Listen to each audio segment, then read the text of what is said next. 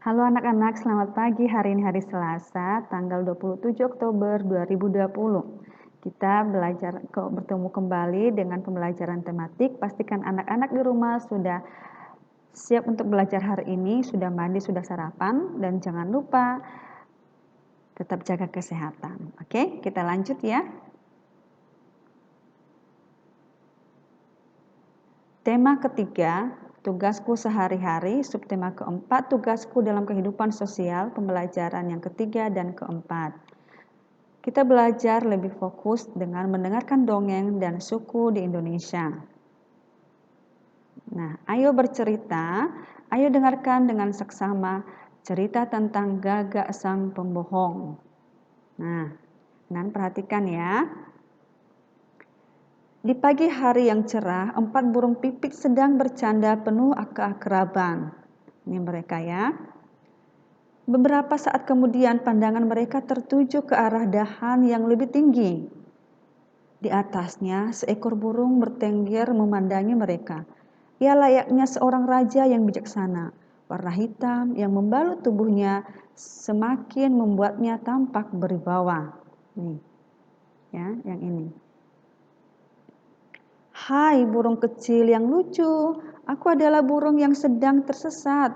Aku meninggalkan wilayahku karena di sana banyak pemburu yang mengincar kami.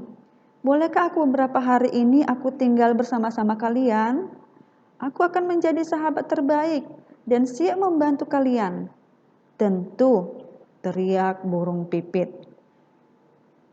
Burung pipit senang, ia langsung mengutarakan masalah yang sering menimpa mereka. Tampaknya mereka sangat percaya kepada Gagak yang siap membantu. Kami sedih sekali, setiap kali kami pergi mencari makan, telur-telur kami selalu dicuri oleh ular, ungkap si pipit. Nih ya, burung pipit yang tadi ya. Nih. Gagak mendengarkan dengan penuh saksama, sambil ia berpikir untuk melaksanakan niat jahatnya. Baiklah, serahkan saja urusan padaku. Silakan kau cari makan dan aku akan berjaga agar telur-telurmu tidak dicuri lagi. Nah, burung Gagak, dasar burung ceroboh. Mereka sama sekali tidak berhati-hati. Padahal aku baru saja dikenalnya. Sekarang saatnya aku akan menikmati telur-telur ini. Lezat sekali telur ini. Nah, Gagak merasa lapar lagi. Tanpa keraguan, telur-telur itu disantapnya. Saking lahapnya, ia tidak mempedulikan sekitarnya. Tanpa disadari, seekor cicak mengawasi perbuatannya. Nih ya. Hari mulai sore, saatnya burung-burung pipit beristirahat dan kembali ke sarang. Apa yang terjadi ketika mereka tiba? Pipit sungguh terkejut dengan apa yang dilihatnya.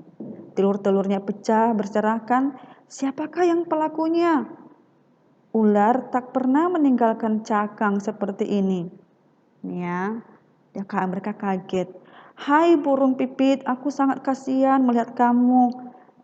Aku tahu pelakunya adalah Gagak yang licik. Aku melihatnya sendiri, kata cicak ini ya. Ini kata cicaknya. Keesokan harinya,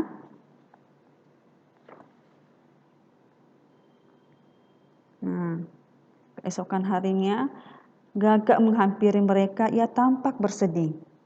Ya, tampak bersedih.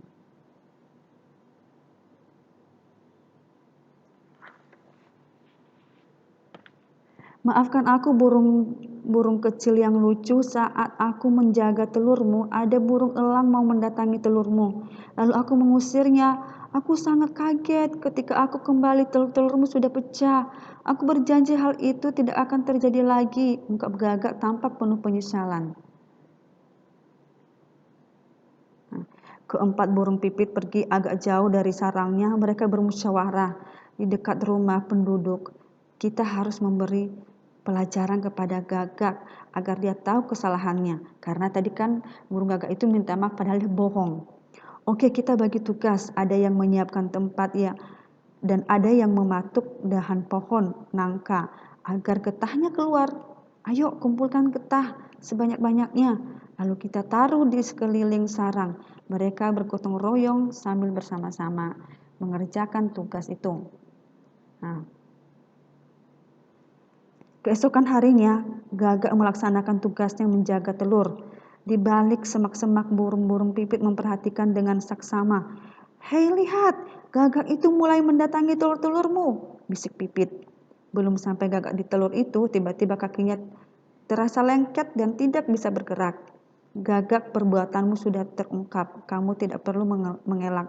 Jika benar ular yang memakan telur-telurku, pastilah dia akan menelannya dengan kulitnya.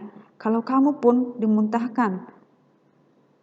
dimuntahkan, kulitnya pasti remuk. Cecak juga menjadi saksi atas perbuatanmu yang tidak terpuji itu, kata burung pipit.